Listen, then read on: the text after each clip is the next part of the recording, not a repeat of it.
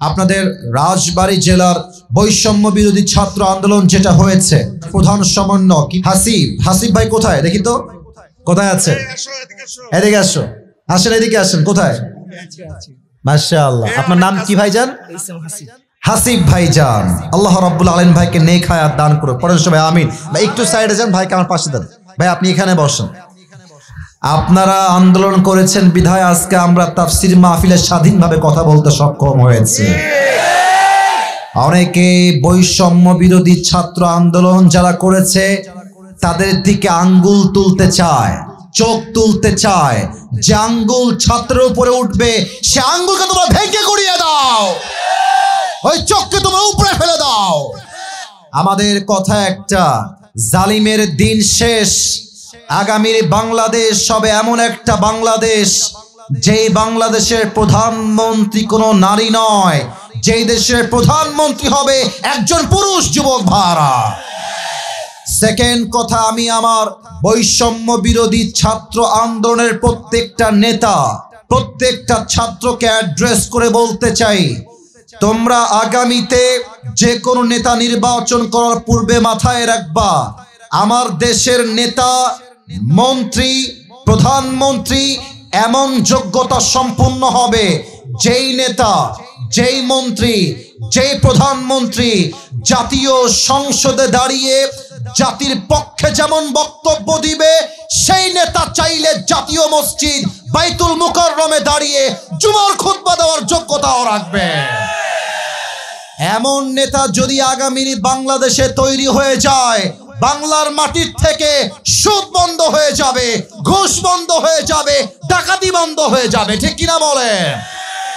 এবার আমাকে আমরা সবাই মিলে জবান খুলে আপনারা আমাকে উত্তর দিবেন, এক বাক্যে বলবেন, আগামীতে এই দেশে কোরআন দিয়ে সংবিধান কায়েম হবে, এটা আমরা সবাই চাই কি চাই না? আগামীর বাংলাদেশ সংবিধান চলবে কোরআন দিয়ে, পুরো দেশটা ইনসাফ কায়েম হবে ইসলাম দিয়ে, আমরা সবাই চাই কি চাই না?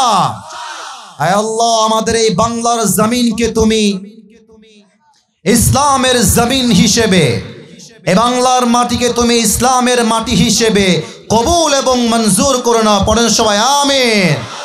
তবে আমার বিশ্বাস আপনাদের অনেক ছাত্র শহীদ হয়েছে, বুকের তাজা রক্ত দিয়েছে। আমি একটা নাম উল্লেখ না করে পারছি না, আমাদের সকলের কলিজার টুকরা যুবক যে প্রথম শহীদ হয়েছিল তার নাম শহীদ আবু সাইদ। সে তার দুই হাতকে এমন করে পেতে দিয়েছিল আর সে প্রমাণ করেছিল মুসলমান বাঁচলে কাপুরুষের মতো নয়, মুসলমান বাঁচে বীর পুরুষের মতো। শহীদ আবু সাইদ যেমন তার বুকের তাজা রক্ত দিয়ে শহীদ হয়েছে, আমার ভাই আমাকে বললেন 3 জন এখান থেকেও শহীদ হয়েছে। অতএব এই শহীদের রক্ত বৃথা যাবে না। আগামীতে এই বাংলার মাটিতে ইসলামের পতাকা পথ পথ করে উড়াই দিবে একজন। আওয়াজ দিয়ে বলেন সবাই, তিনি কে? কোন একদিন এদেশের আকাশে কালেমার পতাকা দুলবে, সেদিন সবাই খোদাই বিধান পে দুঃখ বেদনা ভুলবে। ঠিক কিনা বলেন? সেদিন আর রবে না হাহাকার, অন্যায় জুলুম অবিচার থাকবে না কদাকার, দুর্নীতি অনাচার থাকবে না কদাকার, দুর্নীতি অনাচার সকলেই শান্তিতে থাকবে। সেদিন সবাই খোদাই বিধান পে দুঃখ বেদনা ভুলবে। ঠিক কিনা বলেন? কোন একদিন এদেশের আকাশে কালেমার পতাকা দুলবে, সেদিন সবাই খোদাই বিধান পে দুঃখ বেদনা ভুলবে। আল্লাহ কবুল করুক, পড়েন সবাই আমিন। আপনারা হয়তোবা নাম শুনেছেন, পাকিস্তানের একজন টপ ফেমাস স্কলার, তার নাম হলো মাওলানা তারিক জামিল। নাম শুনেছেন আপনারা সবাই? মাশাআল্লাহ। দেখবেন যে সাদা পায়জামা, সাদা পাঞ্জাবি আর অলওয়েজ সাদা পাগড়ি তিনি পরিধান করেন। সেদিন আমি একটা ইউটিউবে তার লেকচার শুনছিলাম। লেকচারের থাম্বনেইল ছিল আল্লাহ সে দোস্তি কেসে করে, আল্লাহর সঙ্গে বন্ধুত্ব আমরা কেমনে করব। আমি জাস্ট প্লে করলাম ভিডিওটা। ওনার প্রথম কথা যেটা উনি বললেন, এটা আমার কলিজায় গিয়ে আঘাত করেছে। আমি জাস্ট তারিক জামিলের কথাটা প্রথমে উর্দু ভাষায় কোট করছি, then I will translate in Bangla. তারপরে আমি বাংলায় তর্জমা করে দিব আমার প্রিয় রাজবাড়ির ভাইরা। उन्हीं बोलन जिसे अल्लाह मिला और दुनिया में उसे कुछ भी ना मिला, फिर भी उसे सब कुछ मिला, और जिसे अल्लाह ना मिला और दुनिया में उसे सब कुछ मिल गया, फिर भी दर हकीकत उसे कुछ भी ना मिला। एर अर्थ हलो जे আল্লাহকে পেল আর দুনিয়ার কিছুই সে পেল না, তবুও যেন সে সবকিছুই অর্জন করতে পারলো। আর যে আল্লাহকে পেল না আর দুনিয়ার সবকিছুই তার হাতের মুঠোয়, টাকা আছে, বাড়ি আছে, বউ আছে, অর্থ আছে, সম্পদ আছে, বাট যেই বান্দা আল্লাহর বন্ধু হতে পারে নাই, সে সবকিছু পেয়েও যেন কিছুই অর্জন করতে পারে নাই। ঠিক কিনা বলেন? আসুন আমরা আল্লাহকে পাওয়ার জন্য কি কি আমল করব কোরআন থেকে হাদিস থেকে আমরা জেনে নেই। এই যে সোনামণি বসো বসো বসো বসো, খবরদার উঠে যেও না। আমি আসিফ হুজুর, এটাই রাজবাড়ির প্রথম মাহফিল, এটাই আমার শেষ মাহফিল, এটাই প্রথম, এটাই শেষ। শত শত কল রাজবাড়ির থেকে, ডেট জাস্ট একটাই রেখেছি, এটাই সেই ডেট। যদি আপনারা উঠে যান ওয়াজ চেষ্টা করে, বুঝে ফেলবো রাজবাড়ির ভাইরা কোরআনকে আসলে ভালোবাসে না। আর যদি জাস্ট একটা ঘন্টা সময় দেন, এটাই প্রমাণ করবে রাজবাড়ির সন্তান সব কোরআন প্রেমিক সন্তানেরা। Last warning for everyone, don't go anywhere from this place. কেউ কোথাও যাবেন না। আমার আঙ্গুল দেখেন, দেখি সংখ্যা বলেন তো কয়টা আঙ্গুল এখানে আছে? মাশাআল্লাহ মাশাআল্লাহ। আরেকবার কোন সবাই কয়টা? 7টা। আজকে আমরা আল্লাহকে পাওয়ার জন্য কোরআন থেকে হাদিস থেকে 7টা আমল রেফারেন্স ভিত্তিক জেনে নিব। 1 নাম্বার শুরু করছি আল্লাহর নামে। 1 নাম্বার আমল হলো, যেই বান্দা আল্লাহ রাব্বুল আলামিনের সবচেয়ে নিকটতম বান্দা হতে চায়, প্রথম কাজ হলো আত্মার পরিশুদ্ধি করতে হবে। 30 নাম্বার পারা সূরাতুল আলার ভেতরে আল্লাহ তাআলা বলেছেন, বান্দা শোনো শোনো, কদ আফলাহা মান তাযাক্কা, আমার কাছে সফল বান্দা সে নয় যে বিশাল বড় টাকার মালিক, আমার কাছে সফল বান্দা সে নয় যে বিশাল ক্ষমতার মালিক, আমার কাছে সফল বান্দা হলো সেই বান্দা যেই বান্দা তার আত্মার পরিশুদ্ধি করেছে 1 সপ্তাহের জন্য। আওয়াজ দিয়ে বলেন সবাই, তিনি কে? আত্মার পরিশুদ্ধি লাগবে 1 নম্বর আমল। তবে আপনারা এখনো এই পয়েন্টটা পরিপূর্ণ বুঝবেন না, একটা ঘটনা আমি যদি উল্লেখ না করি। ঘটনা আমি বলবো এই মুহূর্তে, তবে একটা প্রশ্ন উত্তর সবার থেকে জানতে চাই, দেখা যাক কে পারে উত্তর দিতে। একজন ব্যক্তি যিনি কোনো নবী ছিলেন না, তবে তার গাইডলাইন, তার ইনস্ট্রাকশন, তার দিক নির্দেশনা, তার নসিহত আল্লাহর কাছে এতটা পছন্দ হয়েছে যে আল্লাহ রাব্বুল আলামিন তার নামে একটা সূরা কোরআনে নাজিল করে দিয়েছেন। বলেন তো সেই ব্যক্তির নামটা কি? মাশাআল্লাহ, সূরা লোকমান। নাম হলো লোকমানে হাকিম। রাজবাড়ির ভাইরা, আমি এবার নাম জিজ্ঞেস করব, সবাই এক বাক্যে নামটা বাঘের কণ্ঠে উচ্চারণ করবেন। বলেন তো সেই ব্যক্তির নাম কি? কথা কও তোমরা, সবাই বলো নামটা কি? লোকমান হাকিম। আমি যে ঘটনা বলবো আগে দলিলটা দিয়ে দেই, এই ঘটনা এসেছে কোথায়। গ্রন্থের নাম হলো ইবনু জারীর আত-তাবারী।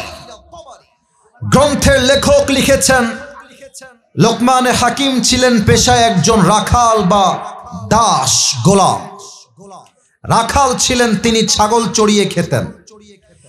একবার তার মালিকের কাছে একজন যুবক আসলো, এসে বলল, হে লোকমানের মালিক, আপনার কাছে যেই যুবকটা কাজ করে, ইসমুহু লোকমান, তার নাম হলো লোকমান, তবে এই যুবকটা কোনো সাধারণ যুবক নয়। তার জ্ঞান, তার মেধা, তার উইজডম এতটা উচ্চাঙ্গের। এই যুবক যখন কোথাও রাখাল হয়ে ছাগল চড়াতে যায়, তার জ্ঞান গর্ব কথা শোনার জন্য 14 গ্রামের মানুষ একটা মাঠে জমা হয়ে যায়। সুবহানাল্লাহ পড়বেন না আপনারা? তো বলছে, তাই নাকি? আমার গোলাম এত চালাক আর আমি জানি না, এটা কেমনে সম্ভব? ঠিক আছে, তুমি যাও, আমি আগামীকাল তার জ্ঞান এবং প্রজ্ঞা চেক করে দেখব। আগামীকাল লোকমানে হাকিম যখন ছাগল চড়িয়ে বাসায় আসছে, লোকমানের মালিক তাকে ডাক দিয়ে বলছে, হে লোকমান, এদিকে আসো, একটা কাজ দিব, কাজটা আমাকে করে দাও। লোকমানে হাকিম তার মালিকের কাছে আসছে।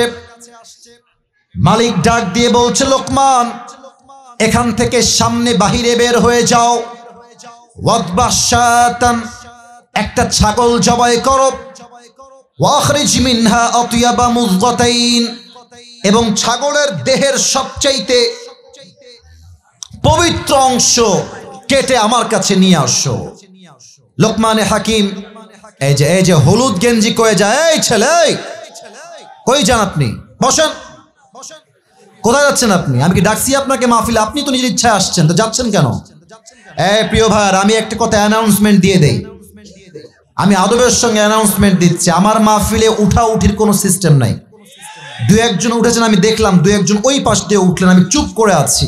আমি আবারও বলছি, এটা আমার ফার্স্ট, এটা আমার লাস্ট প্রোগ্রাম এই রাজবাড়ির মাটিতে। 2-1 ওঠা মানে এটা আমার সঙ্গে বেয়াদবি নয়, এটা সোজা কোনের সঙ্গে বেয়াদবি হয়ে যাবে, ঠিক কিনা বলেন? যারা উঠে যাচ্ছেন 2-1, তার মানে আপনারা আমার চেহারা দেখতে আসেন, আমি বুঝতে পারতেছি। অনেক লোক আসে মাহফিল, হয় ভাজা খাইতে, নয় বক্তার চেহারা দেখতে। আসিফ হুজুর তো ফেসবুকে অনেক ভাইরাল, চল আজকে দেখে আসি। না, ওই চিন্তা করলে মাহফিলে আসা যাবে না। এই মাহফিলে আসতে হবে একমাত্র আল্লাহর সন্তুষ্টির জন্য, ঠিক কিনা বলেন? আর যেন কাউকে ডানবাম করতে না দেখি, খবরদার। বলছে, যাও, তুমি একটা ছাগল জবাই দাও। জবাই দিয়ে লোক মারা গেছে, তো আব্দুল আজিজ ওনাকে একটু গোসল করার জন্য চলে, উনি স্টেজ এখানে আছে, যারা বাসায়। আচ্ছা আচ্ছা, ঠিক আছে। আব্দুল আজিজ নামে একজন মারা গেছেন, গোসল করাবে। এটা শিশু বাচ্চা মারা গেছে, এটা শিশু বাচ্চা মারা যাবে। আব্দুল আজিজ নামে একজন এখানে আছে নাকি? ওনার বাসায় গেলে একটু ভালো হয়, মেহেরবানি করে। আব্দুল আজিজ যিনি আছেন, গেলে ভালো হয়। ঠিক আছে, ঠিক আছে, মেহেরবানি করে। বাহিরচর বাড়ি, মাশাআল্লাহ, আল্লাহ ওনাকে যাওয়ার তৌফিক দান করুন। পড়েন সবাই আমিন। আমি যেটা বলছিলাম, লোকমান গিয়ে এবার ছাগল জবাই করেছে। বলেন সবাই উত্তর দিয়ে, কি জবাই করেছে? হারায় যাবে কথা। বলেন সবাই, কি জবাই করেছে? ছাগল জবাই করেছে। এবং ছাগলের সবচেয়ে পবিত্র অংশ কলিজা কেটে নিয়ে এসেছে। বলছে, মালিক, এই নেন ছাগলের সবচেয়ে পবিত্র অংশ, কলিজা। মালিক বলছে, লোকমান, মাশাআল্লাহ, যেমন যেমন বলেছিলাম তেমন তেমন তুমি সঠিক কাজ করেছো, তুমি অসাধারণ ছেলে, যাও আর একটা কাজ করো। এবার গিয়ে আর একটা ছাগল জবাই দাও। তবে এবার ছাগলের সবচাইতে পবিত্র অংশ নয়, সবচাইতে নাপাক অংশ কেটে আমার কাছে নিয়ে আসবা। এবার লোকমানে হাকিম আবার বের হয়ে গিয়েছে ছাগল জবাই দেওয়ার জন্য। ছাগল জবাই দিয়েছে, আবার সে আগের মতো কলিজা কেটে নিয়ে আসছে। এবার আমাকে উত্তর দেন, প্রথমবার কেটেছে কলিজা, সেকেন্ড টাইম আবার কেটেছে কি? হ্যাঁ, কথা কন। প্রথমবার কলিজা, দ্বিতীয়বারও? তো মালিক বলছে, লোকমান, না, ভেবেছিলাম তোমার বুদ্ধি অনেক ভালো, বাট তুমি তো বোকার ঘরের ছেলে। বললাম পবিত্র অংশ আনো, তাও আনলা কলিজা। বললাম নাপাক অংশ আনো, তাও আনলা কলিজা। লোকমান, তোমার তো বুদ্ধি নাই, তুমি তো খুবই বোকা ঘরের ছেলে। আসল কথা কি জানেন? জ্ঞানী মানুষরা কথা বলে কম, কাজ করে বেশি।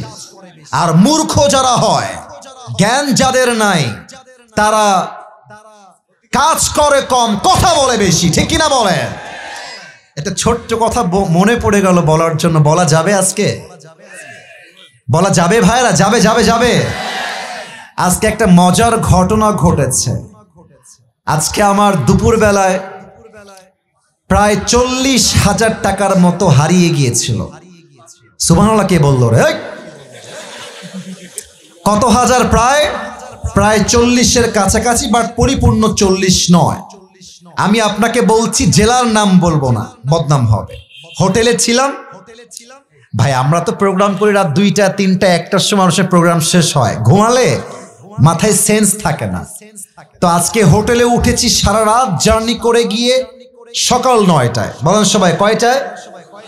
সকাল 9টায় সকাল হয়ে গেছে। তো আমি আবার পায়জামার পকেটে টাকা রেখেছিলাম প্রায় 35 থেকে 40 কাছাকাছি এরকম কিছু একটা অ্যামাউন্টের টাকা। তো ঘুমানোর আগে টাকাটা পকেট থেকে বের করে বালিশের নিচে রেখেছি, বালিশের নিচে।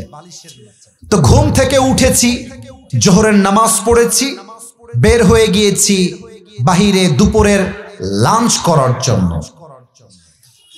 কিন্তু টাকা যে বালিশের নিচে ছিল আমি ভুলেই গেছি। হোটেলে খেতে গেছি, বিল দেওয়ার জন্য বলেছে, বিল হয়েছে 600 থেকে 700 টাকা। পকেটে হাত দিয়েছি, দেখছি টাকা নাই। মাথা তো আমার ঘুরে গেছে, কিরে টাকা আমি রাখলাম কোথায়? হঠাৎ করে মাথায় আসছে, আরে টাকা তো আমি হোটেলের বালিশের নিচে রেখে এসেছি। সঙ্গে সঙ্গে কোনো কথা ছাড়াই গাড়ি ঘুরিয়ে হোটেলে আসলাম।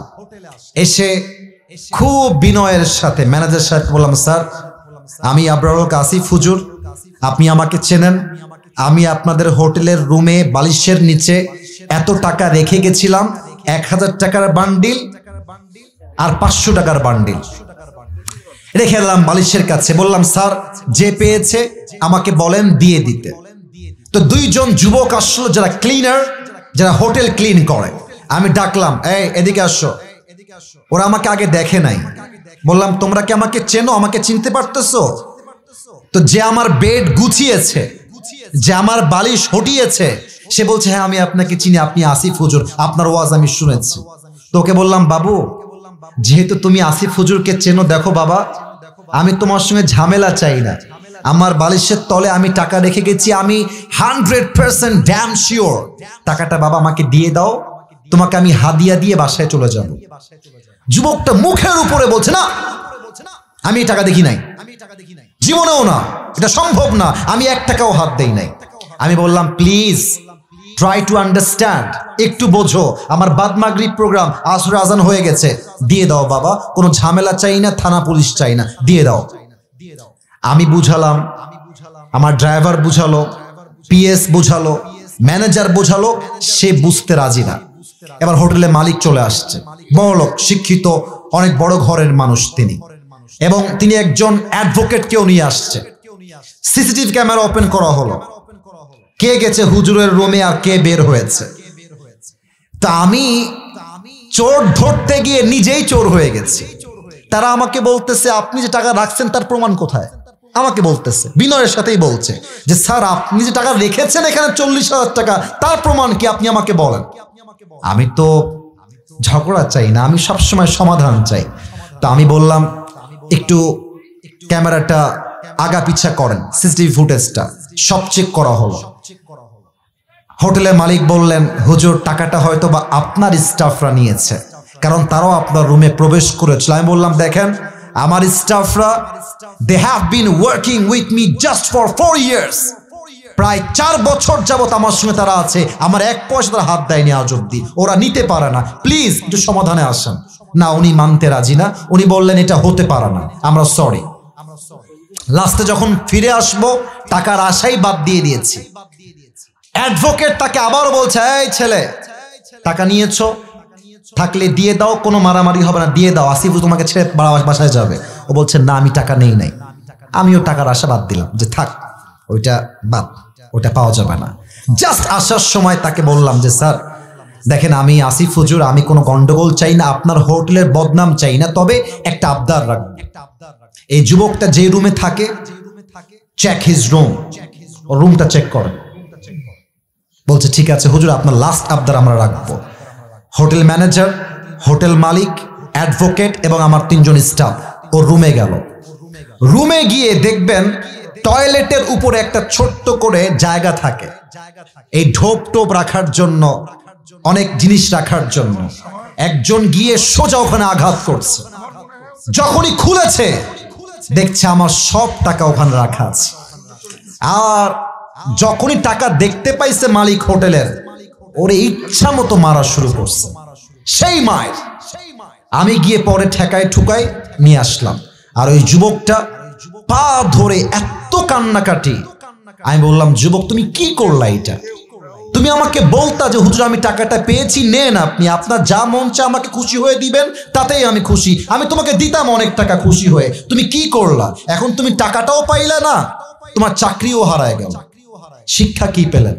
শিক্ষা একটা, যদি আপনি জ্ঞানী মানুষ হয়ে থাকেন, আপনি মাথায় রাখবেন যে আমার এই টাকাটা দামি নয়, আমার বিশ্বাসটা দামি।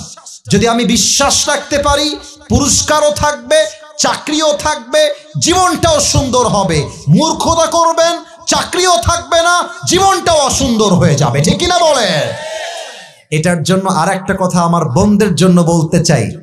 জ্ঞানী বউ যারা হয়, জ্ঞানী বউ, তারা বোঝে যে স্বামীর বাড়িতে বেঈমানি করে টিকে থাকা যাবে না। অনেক প্রবাসীর বউ আছে, এটা আমার এলাকার ঘটনা বলছি। স্বামী বিদেশ থেকে টাকা পাঠায় প্রত্যেক মাসে লাখ লাখ টাকা।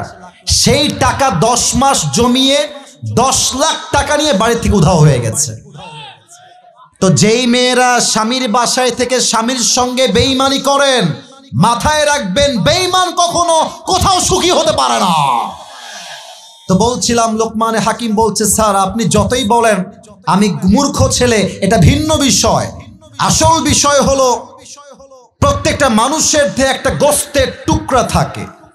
এইটা যখন পবিত্র থাকে, পুরো দেহটাই পবিত্র থাকে। এইটা যখন নষ্ট হয়ে যায়, পুরো দেহটাই নষ্ট হয়ে যায়। আলা ওয়াহিয়াল কলব, এটার নাম হচ্ছে মানুষের আত্মা। তার প্রমাণ দেখেন। 5 আগস্টের পূর্বে যত নেতা ছিল, নেতারা দেখতে উপরে প্রচুর পরিমাণে ফিটফাট ফাট, এক ওয়াক্ত নামাজও পড়তে চায় না। নেতার নামে স্লোগান দেয়, আমার নেতার চরিত্র ফুলের মতো পবিত্র, নেতা সাহেব নামাজ পড়েন এক ওয়াক্ত। ঠিক কিনা বলে? আপনাদের এই যে বগুড়া, আপনারা হয়তো বা চিনবেন, বজলুর রশিদ হুজুর নাম শুনছেন? হ্যাঁ, এই যে মাশাআল্লাহ সবাই চিনে, মুরব্বী হুজুর।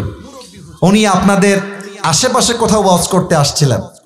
রাত বাজে 11:30। নেতা আসছে 5 আগস্ট। এই যে কত মনোযোগ, মাশাআল্লাহ। 5 আগস্ট আগের কথা। তা আমি তো ওয়াজ করছি, মাশাআল্লাহ। যদি কোনো বাপের বেটা থাকেন আমাকে বাধা দিবেন, আসেন আসেন। এখন ওই দিন নাই। এখন যে বাধা দিবে তার পিঠের চামড়া একটাও থাকবে না রাজবাড়ির ভাড়া। তো নেতা এই পাশ দিয়ে আসছে, আর নেতার কয়েকটা চামচা আছে, ওয়াজের মাঝে স্লোগান দিচ্ছে, আমার নেতার আগমন, শুভেচ্ছার স্বাগতম। হুজুর তো ওয়াজই থামাই দিয়েছে। এসে বলছে, আমাদের নেতা কথা বলবে, হুজুর আপনি এখনই মাইকের ওয়াজ বন্ধ করেন। হুজুর ওয়াজ বন্ধ করে দিয়েছে। নেতা এবার হ্যান্ড মাইক, এটা আমার হাতে হ্যান্ড মাইক, জাস্ট বোঝার ট্রাই করে, আমি অভিনয় করছি বোঝাবার স্বার্থে। নেতা সাহেব হ্যান্ড মাইকটা নিয়ে সালাম কালাম কিছু নাই। প্রিয় ভাইরা আমার, নামাজ নামাজ নামাজ নামাজ ছাড়া জীবনে কোনো গতি নাই। কথার আগেও নামাজ, মাঝেও নামাজ, শেষেও নামাজ। হুজুর বলছে, মাশাআল্লাহ, এই নেতা তো এখনই জান্নাত থেকে দুনিয়াতে পালায় আসছে। মাশাআল্লাহ, এত ভালো নেতা তো আমি জীবনেও দেখি নাই। নেতা সাহেব বস করে ডান দিক দিয়ে নেমে গেছে। হুজুর ছিলেন বড্ড চালাক মানুষ। নেতার একজন চামচা হুজুরের ডান পাশে ছিল। বলছে, এই বেটা এদিকে এদিকে। তো কানে কানে বলছে, এই তোদের নেতা যেই পরিমাণ নামাজ নিয়ে ওয়াজ করলো, আমার তো মনে হচ্ছে তোদের নেতা কমপক্ষে 70 থেকে 80 রাকাত তাহাজ্জুদ তো কনফার্ম পড়ে। তো এটা রাজশাহীর বগুড়ার ভাষা, আপনারা আবার রাগ করবেন না। ওই নেতার চামচা হুজুরে কানে কানে বলছে, হুজুর 80 রাকাত তাহাজ্জুদ, এর সঙ্গে আমি 5 দিন ধরে একসাথে আছি, এই শালা এক ওয়াক্ত নামাজে পড়ে না। তার মানে কি মেসেজ পেলেন? যার আত্মা নষ্ট, সে যতই বলুক আমি ভালো নেতা, নামাজ পড়ো নামাজ পড়ো, যতই তার বাহ্যিক সুন্দর হোক, তার আত্মা নষ্ট, মানুষটাই নষ্ট। ঠিক কিনা বলে? আত্মার পরিশুদ্ধি করতে হবে। এই আত্মা হচ্ছে মোট 3 প্রকার। আমার আঙ্গুল দেখে বলবেন আত্মা মোট কয় প্রকার? এক হচ্ছে সুস্থ, বলেন 1 নাম্বার। 2 নাম্বার অসুস্থ, বলেন সবাই 2 নাম্বার। এই তোমাদের আওয়াজ নাই, বলেন সবাই 2 নাম্বার।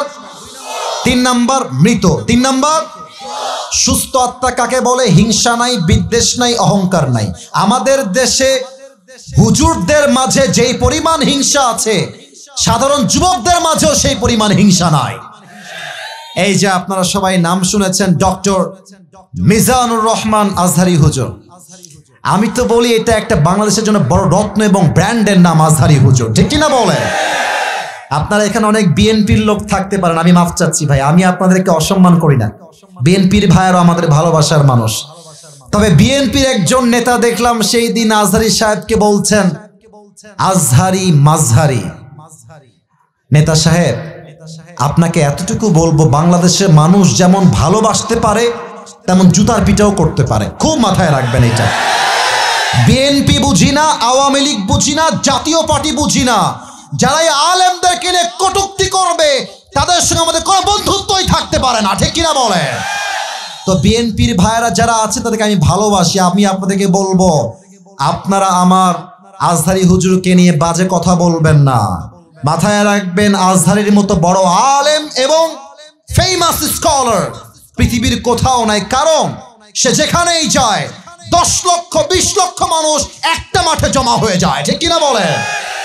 অতএব হিংসা করে লাভ নাই, আত্মাকে শুদ্ধ করেন, হাতে হাত রাখেন। সুন্নি নাই, আলিয়া নাই, কওমিয়া নাই, জামাত নাই, হেফাজত নাই, চরমোনা নাই, সরসিনা নাই, জাতীয় পার্টি নাই, বিএনপি নাই, আওয়ামী লীগ নাই, জামাত ইসলাম নাই। আমার প্রথম পরিচয়, আমি মুসলমান ঘরের সন্তান। এই স্লোগান দিয়ে সামনে আগাইতে হবে। যারা মাঝে মাঝে লাইভে এসে বক্তব্য দিয়ে দেশের গতি আবার দখল করতে চায়, তাদেরকে 1 লাথি দিয়ে মামুর বাড়ি আবার দিল্লি ভাগতে আমরা বাধ্য করব। আল্লাহ আমাদের সবাইকে আত্মার পরিশুদ্ধি করার তৌফিক দান করুক। পড়েন সবাই আমিন। এবার সবাই 2টা হাত তোলেন, সবাই মেহেরবানি করে, মেহেরবানি করে। মাশাআল্লাহ, মাশাআল্লাহ। পুরো মাঠের আনাচে কানাচে আমার যুবক ভাইয়েরা ভরে আছে। সবাইকে একটা ওয়াদা করাতে চাই, একটু কাশি দেন সবাই। মাশাআল্লাহ। আপনারা একটু আমাকে ওয়াদা দিবেন কলিজার থেকে, বলেন সবাই হুজুর। और भी जोर से बोलो, বলেন সবাই হুজুর।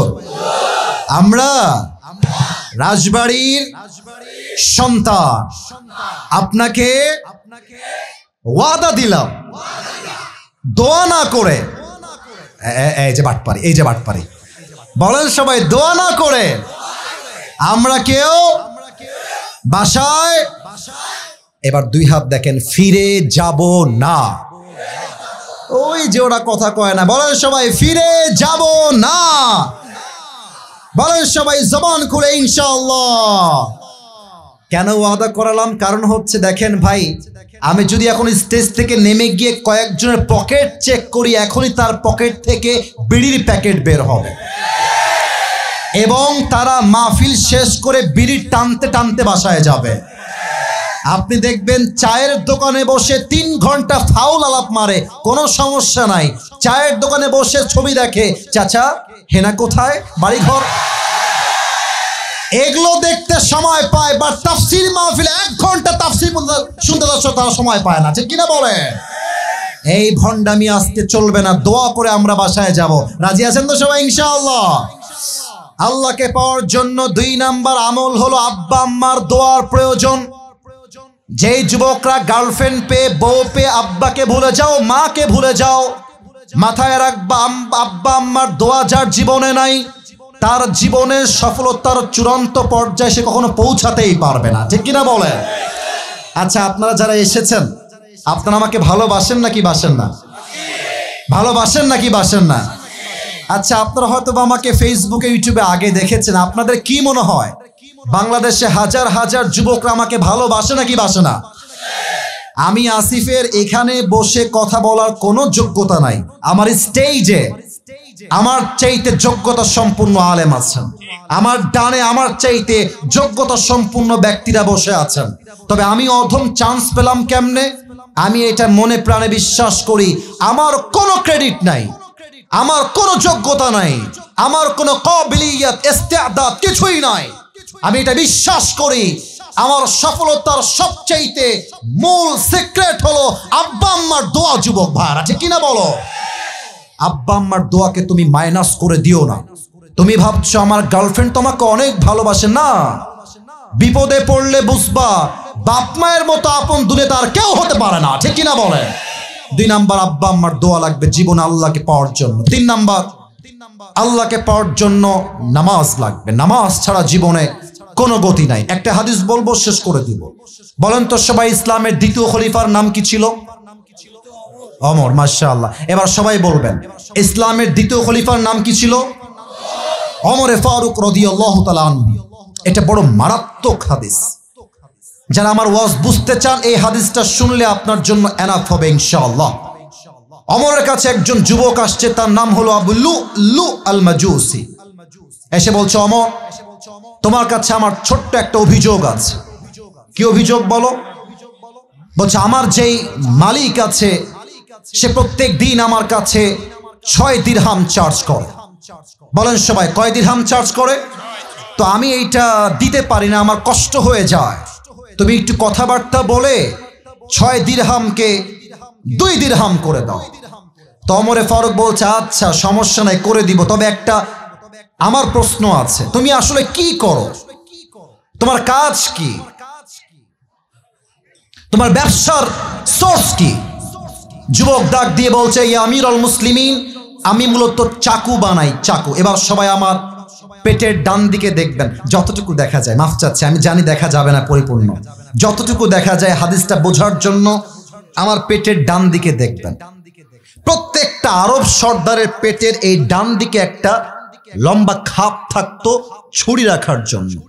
এটাকে আরবিতে বলা হয় খঞ্জর, বাংলায় আমরা বলি চাকু বা ছুরি। তো বলছে, ও আচ্ছা, তুমি খঞ্জর বানাও? তোমার তো লাখ লাখ টাকার ব্যবসা, তোমার তো 6 দিরহাম নয়, তোমার তো 10 দিরহাম চার্জ হওয়ার কথা। এই কথা শুনে ওই কাফের রেগে মেগে ফায়ার। ও ওমর, তোমার এত বড় সাহস! সবাই যেহেতু মুসলমান তাই তুমি সবার বেলায় নরম, আর আমি যেহেতু কাফের তাই তুমি আমার বেলায় গরম, তাই না ওমর? দেখেন কি হুমকি দিচ্ছে। বলছে, ওমর, তোমাকে আমি আজকে হত্যা করে ছাড়বো।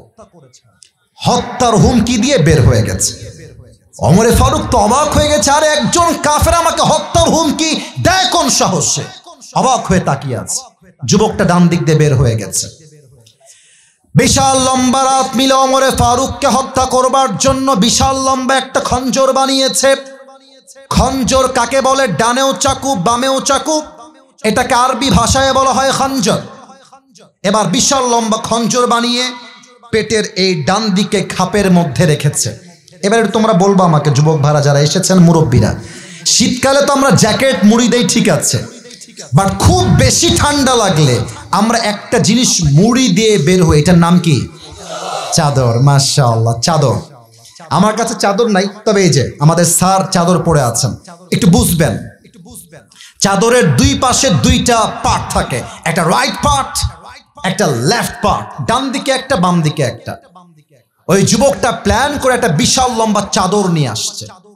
চাদরটা একটু আমার চেহারা দেখবেন, চাদরটা 2 পাশ থেকে ঝুলিয়ে দিয়েছে, আর চাদরের ডান দিক থেকে নিয়ে এই পুরো চাদরটা এমনে দিয়ে পুরো মুখটাকে সেই যুবকটা ঢেকে ফেলেছে। কেমনে? একটু বোঝার চেষ্টা করেন। মেয়েদের নিকাবের মতো, রাইট, একদম নিকাবের মতো। এবার ফজরের নামাজে আসছে মুনাফিকের রূপে। ওমরে ফারুক এসেই ডাক দিয়ে বলছেন, সফু সুফুফাকুম, কাতার সোজা করো, কাঁধে কাঁধ মিলিয়ে দাঁড়াও, আল্লাহু আকবার। সুবহানাকাল্লাহুম্মা ওয়া বিহামদিকা ওয়া তাবারাকা ইসমুকা ওয়া তাআলা জাদ্দুকা ওয়া লা ইলাহা গায়রুক, আলহামদুলিল্লাহি রাব্বিল আলামিন, আর রহমানির রহিম, মালিক ইয়াউমিদ্দিন। নামাজ শুরু করে দিয়েছেন। ওমরে ফারুক সূরা ফাতিহা পড়েছেন, তারপরে একটা কিরাত মিলিয়েছেন। কিরাত যখন শেষ হয়ে গিয়েছে, ওমরে ফারুক তাকবীর পাঠ করেছেন, আল্লাহু আকবার, রুকুতে চলে গিয়েছেন। ওমরে ফারুক যখন রুকুতে গিয়েছেন আল্লাহু আকবার দিয়ে, পেছন থেকে ওই কাফের, নাম হলো আবু লুলু আল মাজুসি, এক লাফ দিয়ে ওমরের সামনে চলে আসছে। পুরো মসজিদটা অন্ধকার হয়ে আছে, কেউ কাউকে দেখতে পায় না কে কোথায় আছে। ওমরে ফারুক রুকুর মধ্যে গিয়ে তাসবিহ পাঠ করছেন, সুবহান রাব্বিয়াল আযীম। তাসবিহ যখন পাঠ করছেন, ওই কাফের চাদরটা কেমনে ধরে ডান দিক থেকে লম্বা করে উড়িয়ে দিয়েছে, আর পেটের ডান দিক থেকে বিশাল লম্বা খঞ্জর বের করে এমনে দাঁড়িয়ে আছে। ওমর উঠবে, একটা আঘাত। ওমরে ফারুক তাসবিহ শেষ, সামিআ আল্লাহু লিমান হামিদা, উঠে গিয়েছে। আর ওই কাফেরটা সুযোগ বুঝে লম্বা একটা খঞ্জর দিয়ে ওমরের পেটের এই সোজা এমনি একটা পোঁচ দিয়েছে। এখান থেকে পোঁচ দিয়ে শেষ হয় নাই, বাম দিক থেকে নিয়ে আবার একটা পোঁচ দিয়েছে, ডান দিক থেকে আবার একটা পোঁচ দিয়েছে। তিনটা ছুরির আঘাতে হাদিসে আসছে ওমরের পেটগুলো কেটে নাড়ি ভুড়িগুলো সব বাহিরে বের হয়ে গেছে। আর ওমরে ফারুক নামাজের মাঝেই চিৎকার দিয়ে বলছেন, কতালানি আল কাল, আমাকে একটা কুকুর হত্যা করেছে, কে কোথায় আছে, আমাকে বাঁচাও। অজ্ঞান হয়ে উল্টে পড়ে গেছে। আর ওই কাফের ওমরে ফারুককে ছুরির আঘাত করে পেছন দিক দিয়ে বের হয়ে যাচ্ছে। সাহাবায়ে কেরাম চিৎকার শুনে বুঝে গেছেন হয়তোবা কোনো একটা সমস্যা হয়ে গিয়েছে, হয়তোবা ওমরে ফারুককে কেউ একজন আঘাত করেছে। একজন সাহাবী নামাজ ছেড়েই বলছে, ধর কাফেরকে। প্রায় 7 জন সাহাবী ওই কাফেরকে ধরার জন্য হাত বাড়িয়ে দিয়েছে, ধর। আর হাদিস আসছে ওই কাফেরটা পালাবার জন্য সামনে চাকে পেয়েছে, এমনে কারো চোখে, কারো মুখে, কারো বুকে, কারো পেটে ছুরি দিয়ে ইচ্ছা মতো আঘাত করেছে। 7 জন সাহাবী ছুরির আঘাত খেয়ে জায়গায় স্পট ডেথ, জায়গায় শহীদ হয়ে গেছে। আল্লাহু আকবার। একজন সাহাবী ওমরের জায়গায় গিয়ে খলিফা হয়ে বাকি নামাজটা আদায় করেছে। নামাজ যখন শেষ হয়ে গিয়েছে, সব সাহাবায়ে কেরাম মিলে ওমরে ফারুকের কাছে আসছে। এসেই দেখছে ওমরে ফারুক রাদিয়াল্লাহু তাআলা আনহু বেহুশ হয়ে অজ্ঞান হয়ে পড়ে আছেন। ওমরে ফারুকের পেটটা কেটে নাড়ি ভুড়িগুলো সব বাহিরে বের হয়ে আছে।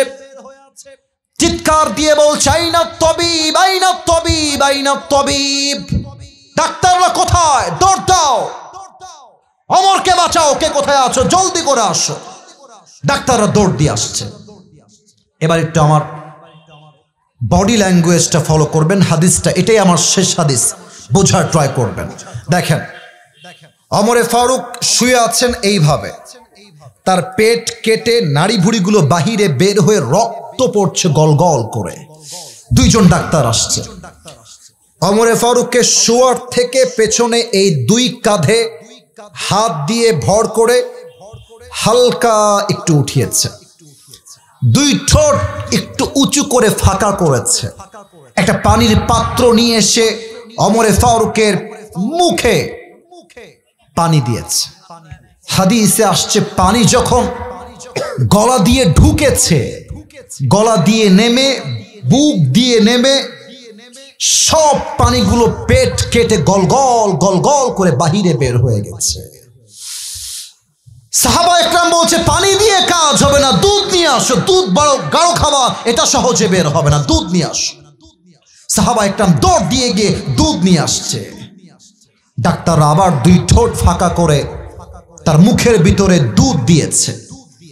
দুধগুলো গলা দিয়ে নেমে, বুক দিয়ে নেমে, পুরো পেট কেটে সবগুলো দুধ বাহিরে গল গল করে বের হয়ে গেছে। আহা, সাহাবা একরাম বুঝে গেছে ওমরে ফারুক হয়তোবা কখনো বেঁচে ফিরবে না, এই তো হায়াত শেষ, উনি মৃত হয়ে গিয়েছেন, ইন্তেকাল করেছেন। মা লেখা ইয়া ওমর, হে ওমর আপনার কি হয়েছে, কি লাগবে আমাকে বলেন, দৌড় দিয়ে আসছে। ওমরে ফারুক জবান দিয়ে একটা কথাও বলছেন না, জাস্ট ইঙ্গিত করছেন, একবার কান একবার ঠোঁট, একবার কান আর একবার ঠোঁট। ওই সাহাবী বুঝে গিয়েছে ওমরে ফারুক আমার কানে কানে কিছু বলতে চায়, এবার কানটা বাড়িয়ে দিয়েছে, ভাবছে আমাকে হয়তোবা বলবে, হে সাহাবী শোনো, আমার জীবনের শেষ ওসিয়ত, তুমি আমার সন্তানদেরকে দেখে রেখো, তুমি আমার বউকে দেখে রেখো, আমার মাকে দেখে রেখো, এটা আমার লাস্ট ওসিয়ত। এই চিন্তা করে কানটা বাড়িয়েছে। আর ওমরে ফারুক তার জীবনের লাস্ট এন্ড ফাইনাল শেষ কথা একটা কথাই বলেছেন, এই সাহাবী আমাকে জাস্ট উত্তর দাও, আসাল্লান নাস, আসাল্লান নাস, আমাকে জাস্ট একটা উত্তর দাও, আমি ওমরে ফারুক অজ্ঞান হওয়ার পরে আমি যেই নামাজের ইমাম ছিলাম ওই নামাজটা সাহাবা একরাম জামাতের সঙ্গে আদায় করেছে কিনা। সুবহানাল্লাহ। আপনাকে আমি বোঝাইতে পারলাম না, হয়তো এটা আমার ব্যর্থতা, বাট আর একটু বোঝাই। দেখেন, একটা মানুষের পেট পুরো ফেড়ে কেটে গেছে, নাড়ি ভুড়িগুলো বাহিরে বের হয়ে আছে। কোন সাহাবী? যাকে আল্লাহর হাবিব দুনিয়াতে জান্নাতের টিকিট দিয়ে বিদায় দিয়েছেন, দুনিয়াতে জান্নাত কনফার্ম। এমন একজন সাহাবী জীবনের শেষ মুহূর্তে নামাজকে ভোলে নাই, এটাই প্রমাণ নামাজ ছাড়া মুসলমানের পরিচয় কখনো মুসলমান হতে পারে না, ঠিক কিনা বলে? আজহারি হুজুরের নানা, তার নাম হলো গোলাম সরওয়ার সাইদি হুজুর, তোমরা অনেকে যুবকরা চেনো তাকে। দুনিয়াতে মানুষটা আর বেঁচে নেই। একটা কথা উনি বলতেন যে নামাজ নাই যার ঈমান নাই তার, নামাজ নাই যার মুসলমান হিসেবে পরিচয় দেওয়ার কোন যোগ্যতাই তার নাই, ঠিক কিনা বলে? 3 নাম্বার নামাজ। বাদ বাকি পয়েন্টগুলো জাস্ট বলেই শেষ করছি। আচ্ছা, একটা কথা হচ্ছে কি, যুবকদের অনেকগুলো এখানে প্রশ্ন আসছে, আমি কি ওয়াজ শেষ করে উত্তর দিব না দোয়া করে দিব? ও, দোয়া করবো তাই না? ঠিক আছে, ওকে ওকে, দোয়া করে দেবো ইনশাআল্লাহ। প্রশ্ন হবে না দোয়া? আবার বলেন, দোয়া না প্রশ্ন? আচ্ছা, তাহলে আমার 4টা আমল 4 মিনিটে শুনবেন।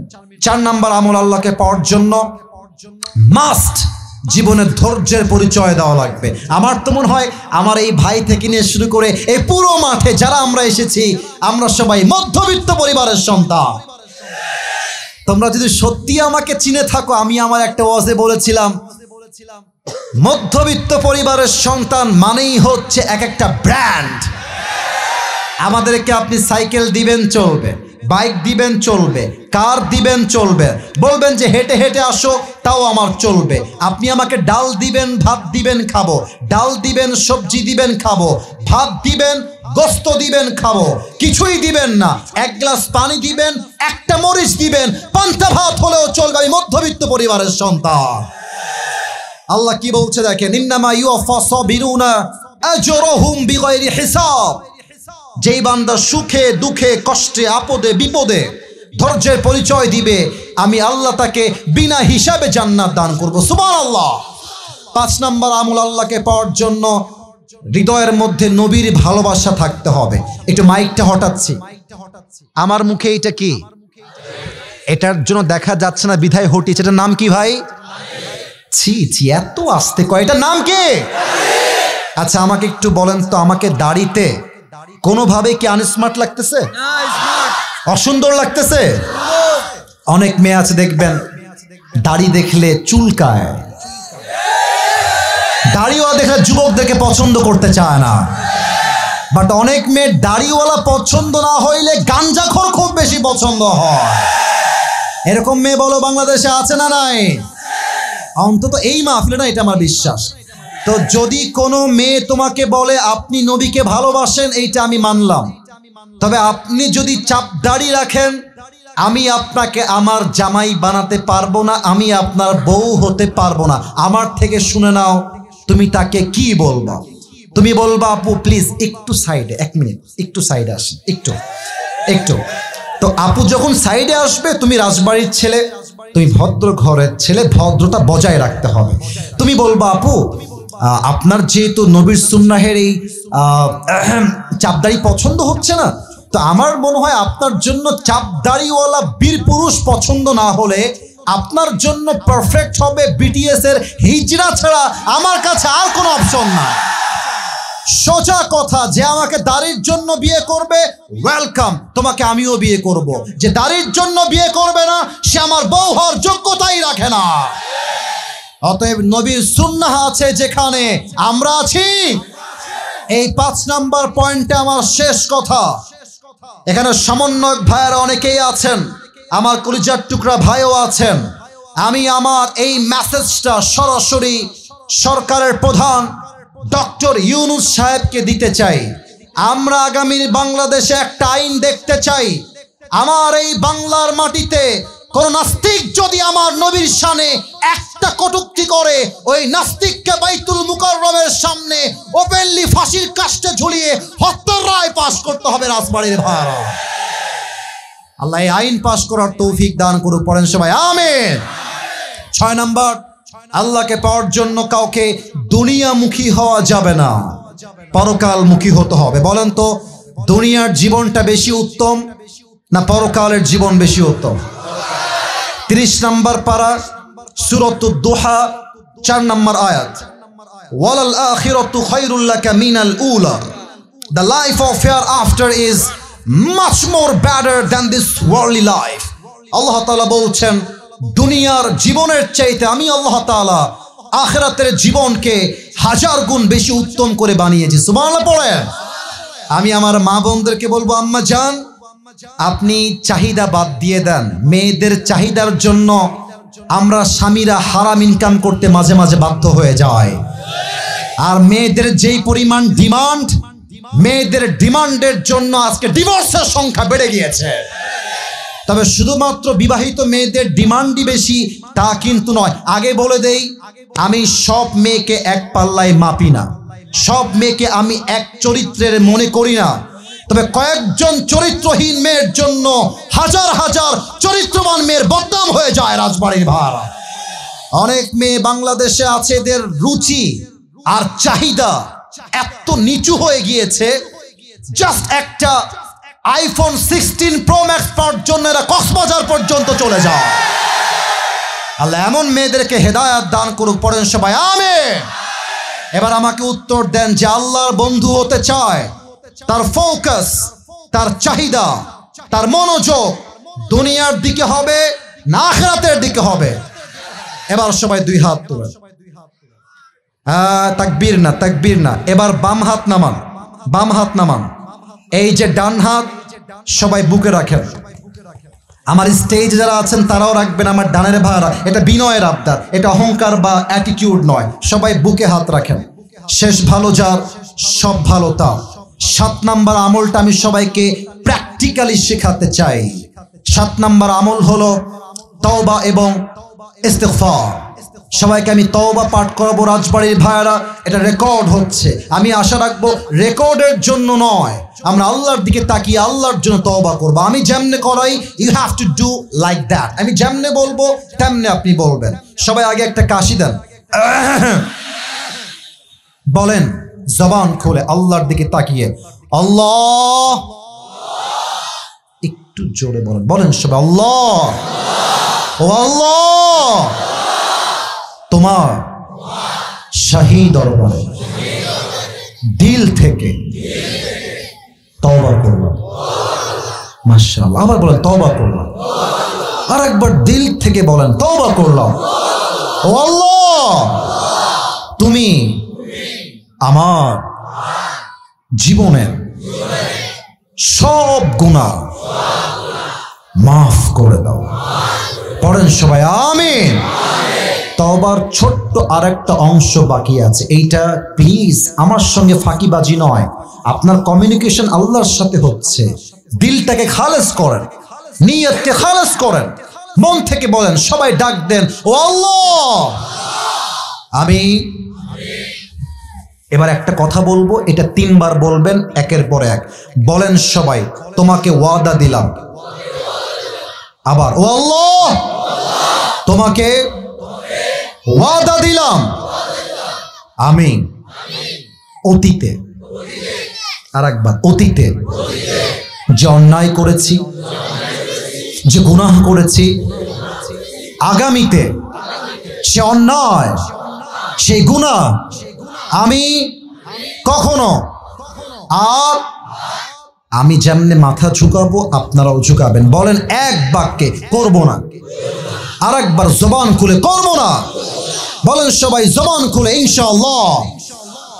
সর্বশেষ হচ্ছে ইস্তেগফার। এটা একদম 5 সেকেন্ডের একটা শব্দের দোয়া শিখাই দিচ্ছি, একদম ছোট। বলেন সবাই আস্তাগফিরুল্লাহ। আপনার দাঁড়ায় থাকা ভাইরা আপনারা হয়তো বলছেন আমার কানের সমস্যা তো আসতেছে না, একটু সবাই মিলে হতে পারে কার তওবা কবুল হয়ে যায়, কার গুনাহ মাফ হয়ে যায়, একমাত্র আল্লাহ মাবুদ ভালো জানে। বলেন সবাই একবার জবান খুলে আস্তাগফিরুল্লাহ। আর একটা ছোট্ট শিখাই দেই, এটাই শেষ। সবাই পড়েন আল্লাহুম্মা গফিরলি। আল্লাহ রে আমাদের সকলের জীবনের সমস্ত গুনাহ খাতা তুমি মাফ করে দাও। পড়েন সবাই আমিন।